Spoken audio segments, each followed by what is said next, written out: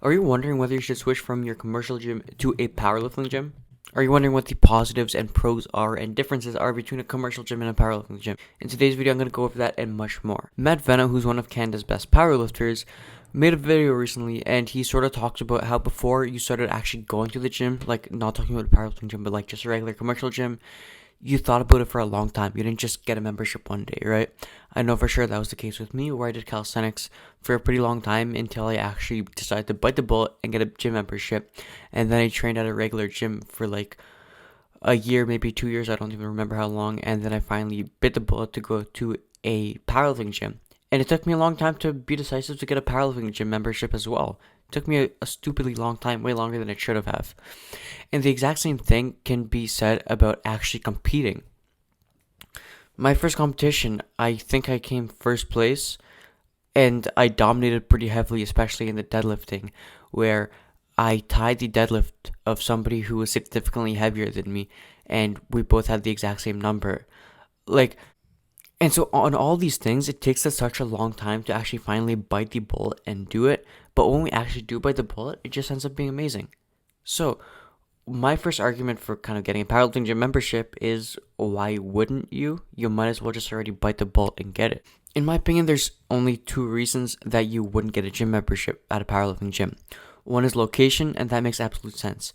The commercial gym near my house is about 8 minutes away, and then my powerlifting gym is 20 minutes away. Especially with gas prices right now, that's pretty annoying, but it's worth it for me. And so that's the number one constraint that I would like sort of understand. And then the number two is price. However, most powerlifting gym memberships aren't that expensive, to be honest. Okay, so what's the differences between a powerlifting gym and a commercial gym? I want to boil it down to three things. First of all, the equipment is obviously way better at a powerlifting gym. Number two, the people are way better at a powerlifting gym. And number three, the environment is way better at a powerlifting gym. If you're willing to pay the premium and traveling a bit of extra for those three things, then I would certainly recommend you get a powerlifting gym membership. When you're training, you want to train as specific as you can to actual competition.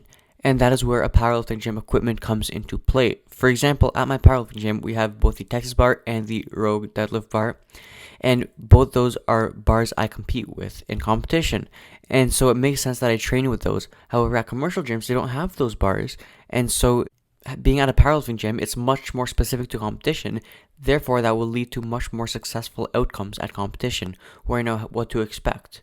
Additionally, at a powerlifting gym, there's calibrated plates. Calibrated plates means that the numbers actually like what they are, because the regular 45-pound plates at most gyms might be a bit off, but the calibrated plates are exactly what they say they are. Also, the bench press, we can control the rack heights. At competition, you have to have a set rack height, and then at commercial gyms, a bunch of bench press are different and it's much more uncomfortable. Then at the powerlifting gym, there's also a fat pad that makes bench pressing much more comfortable. You're allowed to use chalk, and there's smelling salts everywhere usually.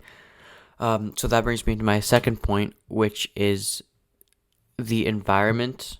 Okay, so personally, the powerlifting gym I go to, they're playing usually rap music really, really loud, and personally, I love that.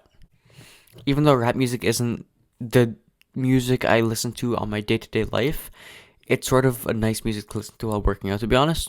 That's just my opinion. And even if it's not, having music blasting is not something you're going to see at a commercial gym. It completely changes the environment.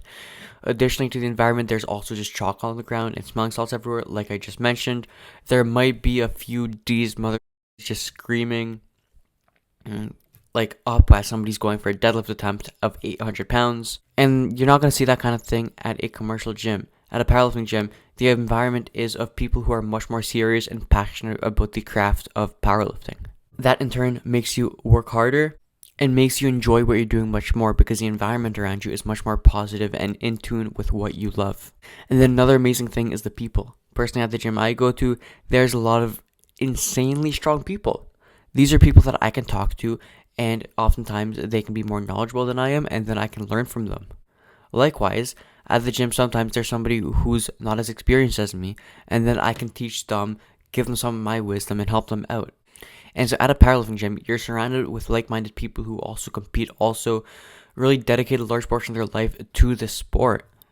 And so when you're surrounded by people like that, once again, it makes you love what you're doing much more. It literally makes you more knowledgeable because you know what smart people do and you can talk to them. And you can be like, hey, why are you doing that interesting exercise I've never seen before? And they can give you a full explanation and then you can try it and maybe it's something that you add to your routine.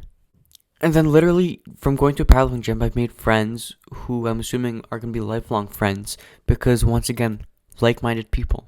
And so it's truly amazing.